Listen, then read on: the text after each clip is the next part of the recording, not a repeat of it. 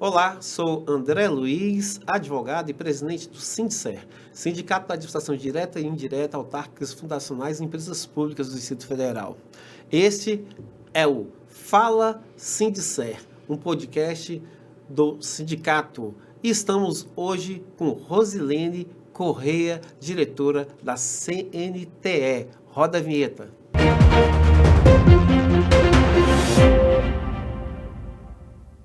Rosilene Correia, uma dirigente sindical que conheço há muito tempo, de muitas lutas, mas fale você, quem é a Rosilene Correia? Oi, André, obrigado por estar aqui. Olá para todo mundo que está nos acompanhando.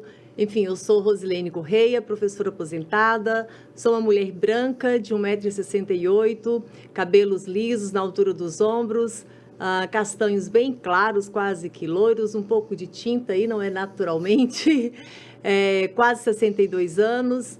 Estou usando uma blusa que se parece com um colete de tecido de algodão, um algodão cru, na verdade, um bege bem clarinho, sem manga, com botões dourados. E André, é muito bom estar aqui. É bom também quando perguntam para a gente assim, quem é a Rosilene, né? Porque às vezes a gente vai levando a vida e não para pensar um pouquinho quem somos nós, né? Onde é que eu estou? Mas bem, eu sou uma mulher goiana, nasci numa cidade que chama Petrolina, que muita gente nem sabe que existe Petrolina em Goiás, mas tem Petrolina Goiás, uma cidade bem charmosinha, muito pequena, próximo a Goiânia, 60 quilômetros de Goiânia, em direção ao norte, Uruaçu, passando por ali antes de Jaraguá. Depois, andei um pouco e acabei chegando em Brasília e escolhendo o Distrito Federal para ser a minha casa. Estou aqui desde 88, portanto, meus filhos cresceram, foi aqui, nasceram em Goiás, mas eu já morando aqui, e cresceram aqui. Hoje eu já tenho netos, já me aposentei, vim para o Sindicato dos Professores em 2006, fiquei uma boa temporada, que fizemos aí uma boa caminhada, assim, bem de perto, né, na nossa luta aqui do Serviço Público do Distrito Federal. E agora estou na Confederação Nacional dos Trabalhadores da Educação, que é a CNTE. Mas no meio disso tudo, a gente faz outras coisas também, que não deixa de ser a militância.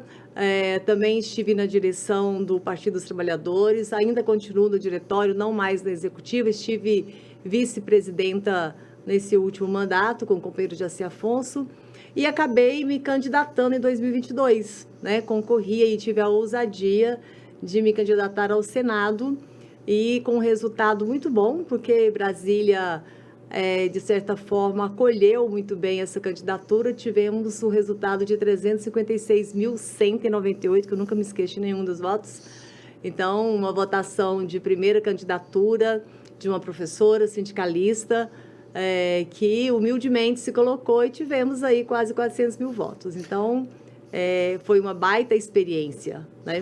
E agora estamos aí, movimento sindical e vida que segue. Então, por onde anda a Rosilene Correia durante esse período, depois desse processo eleitoral?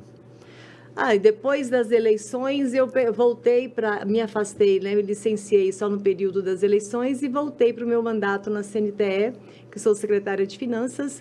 A CNTE, por ser uma confederação nacional, a gente tem uma atuação, uma agenda que não é só aqui em Brasília, a gente tem muita agenda aqui, porque a sede do governo é aqui, a gente tem uma relação com o MEC, e também por causa do Congresso, né? Tudo é ali que acontece.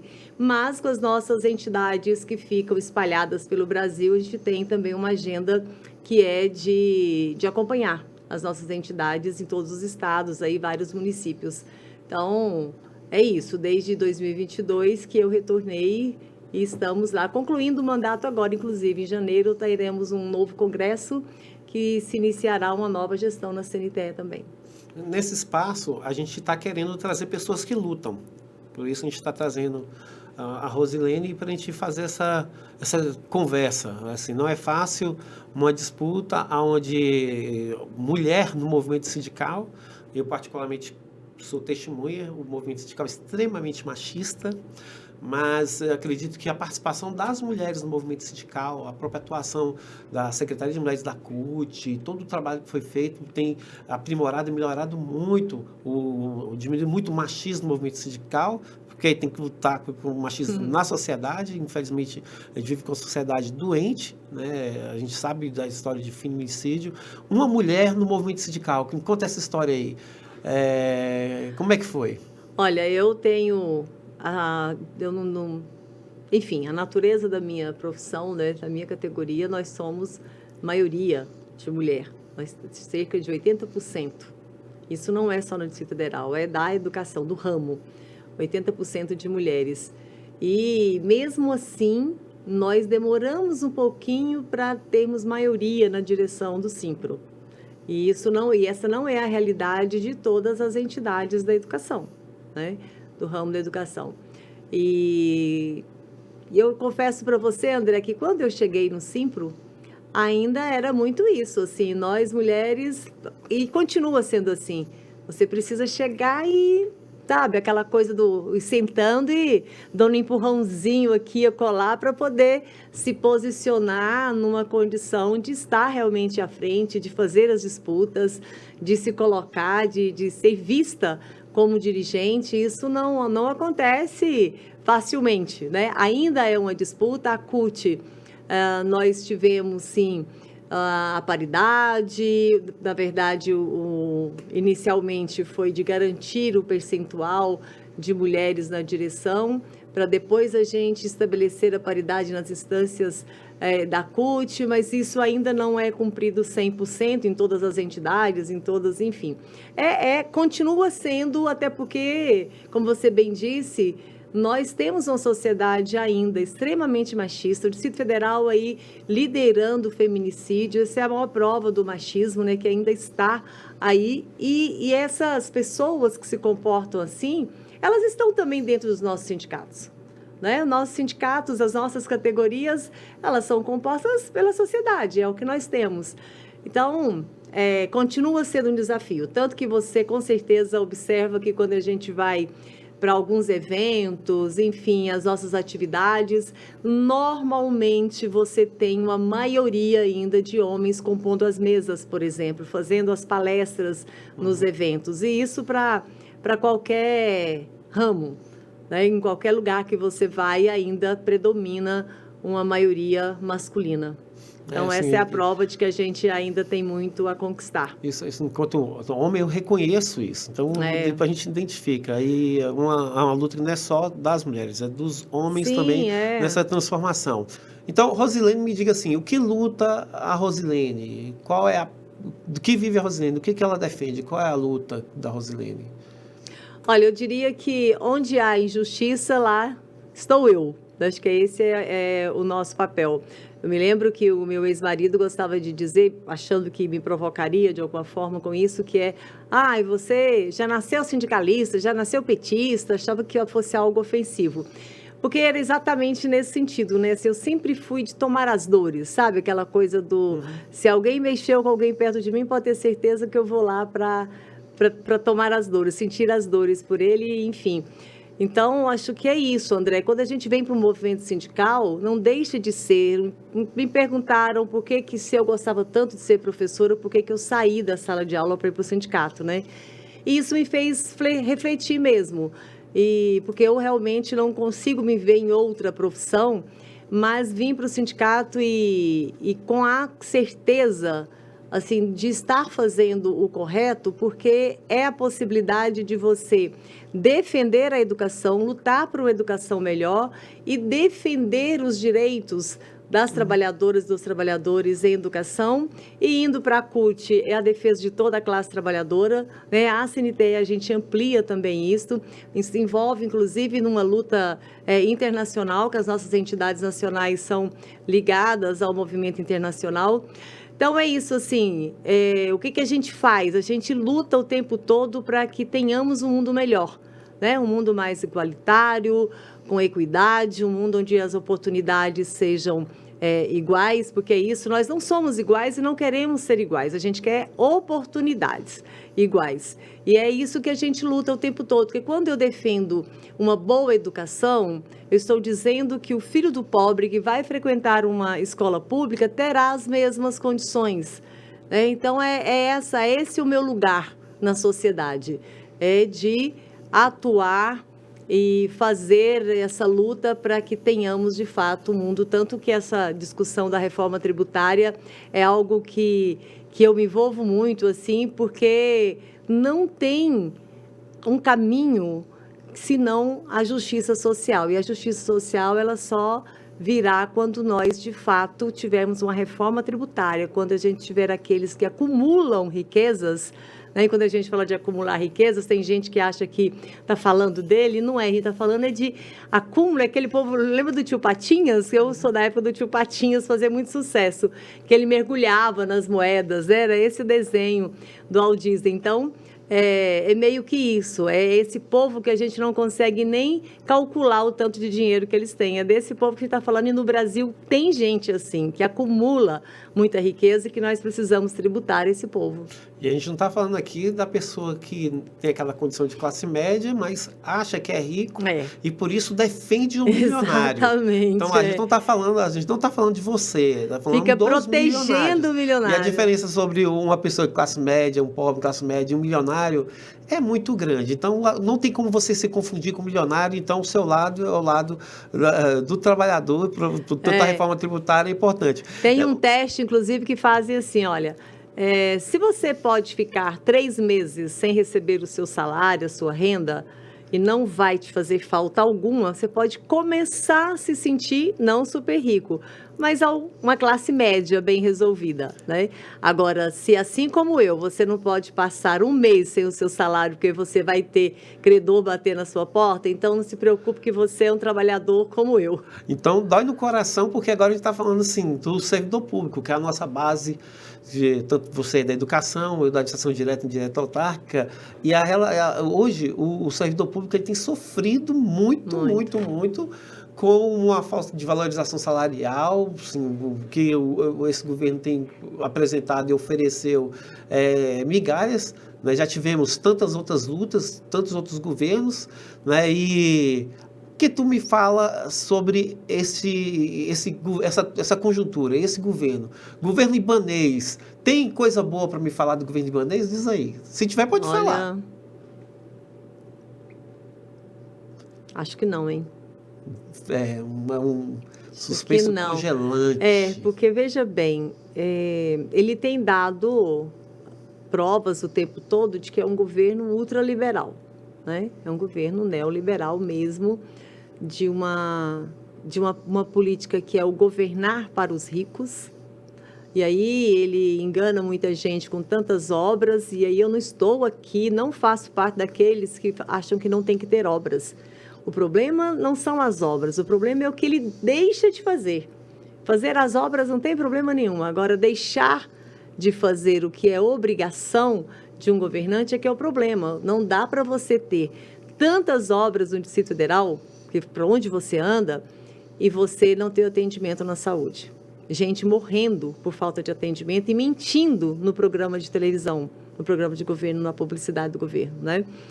Não dá para você ter escolas em que não há investimento, onde você está superlotando as turmas, onde você está denúncia aí de merenda estragada sendo servida. Então, essa conta não fecha, né? Nós temos um Distrito Federal em que a violência aumenta e a resposta que o governador dá é militarizar as escolas, é colocar a polícia dentro das nossas escolas, que é outra coisa gravíssima, que muda completamente uma proposta de uma educação que é de formar para a cidadania. Porque nós queremos é que as nossas meninas e nossos meninos tenham um comportamento, tenham uma formação integral para ser gente do bem, né? Uma cidadã e um cidadão do bem. Mas não é impondo com a presença de uma polícia que eu vou me comportar bem enquanto eu estiver com a presença da polícia do meu lado. Quando a polícia sai ou eu saio da escola, eu estou muito à vontade. E a população está com medo. Então, essa coisa de uma aceitação da militarização por parte de uma parcela aí da comunidade escolar se dá devido ao medo que as pessoas estão sentindo. Então, acabam achando que ali é a solução. Então, é um governo que tem um desmonte do Estado aqui, porque o serviço público está, assim, passando por um desmonte. É o governo da privatização. Então, o investimento no Estado aqui é privatizando, ou seja, é minguando.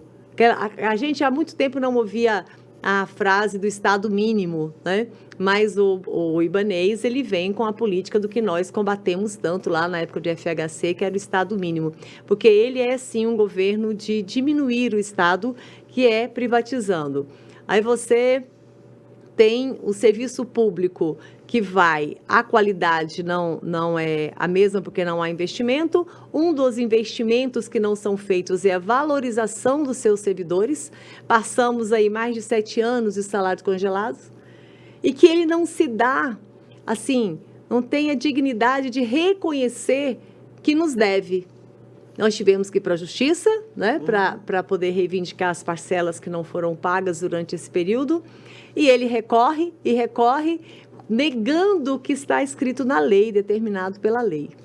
Então, assim, e aí, quando se dá um período em que você vai para a luta, aí tivemos greve, no nosso caso de professores, tivemos 2 greves duríssimas, e que o que nós tivemos como resultado maior foi multa. Ele já recorreu à justiça antes mesmo da greve começar, e o judiciário entendeu que deveria acatar o que o governo estava colocando e já julgando a nossa greve ilegal. E isso coloca o nosso sindicato hoje aí com montante de mais de 10 milhões em multa. Então, isso também é uma demonstração de que, de fato, não reconhece os nossos direitos, o nosso direito de organização, de luta, de mobilização. E, pior ainda, né, é uma tentativa de se apropriar do patrimônio da categoria, porque esse dinheiro é da categoria. Então, a categoria que ele paga mal, que ele nega o nosso direito legal e ainda quer se apropriar do que é patrimônio da categoria. Então, esse é o governo que nós temos no Distrito Federal. Isso estou falando aqui das nossas questões de servidores, mas é isso que nós temos no Distrito Federal, propagandas enganosas. Você vai aos restaurantes comunitários, você chega lá, não é aquela realidade que está aparecendo na televisão. Você vai aos hospitais, vai às UPAs, também não é isso. Basta você ligar a televisão, porque todos os dias tem uma denúncia de não atendimento na saúde. Então, é muito grave. Estou falando do que é básico, né? Eu particularmente posso falar que quando o governador lançou sua primeira candidatura, ele se apresentou como advogado, inclusive foi advogado do nosso sindicato por 8 anos. Ele foi advogado de vários sindicatos. Ele apresentou e falou, meu lado é do trabalhador, eu sou advogado, entendo o serviço público, mas, no entanto, o seu segundo mandato não demonstrou aquilo que veio. Apesar de que reconheceu, ao pagar a terceira parcela, ele reconheceu que realmente era direito. Ele reconheceu o direito. Sim, lógico. Foi com base nesse direito que ele reconheceu que a gente ajuizou uma ação em que deu agora, tanto o Sindicerra quanto o Simpro e outros sindicatos, conseguiram êxito nessa ação em razão dessa posição. Mas, assim, fica complicado que a gente vê uma coisa que foi apresentada e aí veio outra. E a gente costuma falar que as eleições, o processo eleitoral é bem complicado, né? Muito. Eu acredito que existe um vazio no processo eleitoral que a gente precisa construir as nossas representações. Quando muitos políticos se apresentam, é muito complicado. E a gente precisa fazer essa filtragem. De onde a gente filtra as pessoas que a gente vai votar? Felizmente é com os dados que a gente tem, do que a pessoa fez, do que a gente faz, a história da pessoa. E no caso do Ibanez, ele não apresentou aquilo que ele tinha mostrado, né? A Rosilene é uma companheira que tem um processo e teve uma disputa eleitoral aí que foi bem vista. Qual o projeto que está tendo para o próximo período? A Rosilene tem pretensões eleitorais? Como que está essa situação? Bom, 2026 já chegou, né? Essa é a verdade. Mas eu queria só comentar, André, quando você fala do cenário político, é importante que todo mundo observe o comportamento de quem está nos representando, porque não importa se eu votei ou não no fulano ou na fulana, em quem eu votei, mas quem está eleito está para representar a todos, né? E o governador Ibanez, ele consegue governar nessas condições porque ele tem a sustentação da maioria dos deputados distritais. e também dos federais. Então, é importante que a gente se lembre, quando a gente faz as críticas ao governo, ao executivo, mas existe uma sustentação. Ao lado dele tem mais gente. Então, nós temos aí hoje a maioria de deputados distritais que sustentam isso, que aprovam tudo que ele faz, né? A nossa minoria lá dentro não tem dado conta de muita coisa nesse sentido, por mais que se esforcem. Mas, pelo menos, denunciam, nos chama a atenção para olhar e ver o que está acontecendo. Então, é um apelo que eu faço. Observe o que vem fazendo, como vota cada deputado e cada deputada. E falando da Rosilene, é isso. Assim, nós estamos aí numa discussão, tem uma pré-candidatura à federal em andamento. Estou, nesse momento, ainda na fase das discussões, porque isso não pode ser um projeto pessoal. Isso tem que ser de um coletivo. Claro que isso começa muito na minha casa, que é a minha própria categoria, no movimento sindical, porque, afinal de contas, esta é a minha trajetória e não faz sentido pensar em um mandato que não seja para representar a classe trabalhadora, sobretudo. Então, nós estamos discutindo com possibilidades de resultar aí, portanto, numa pré-candidatura, e é a federal e é com esse objetivo, né, que é fazer com que tenhamos mais voz e mais força.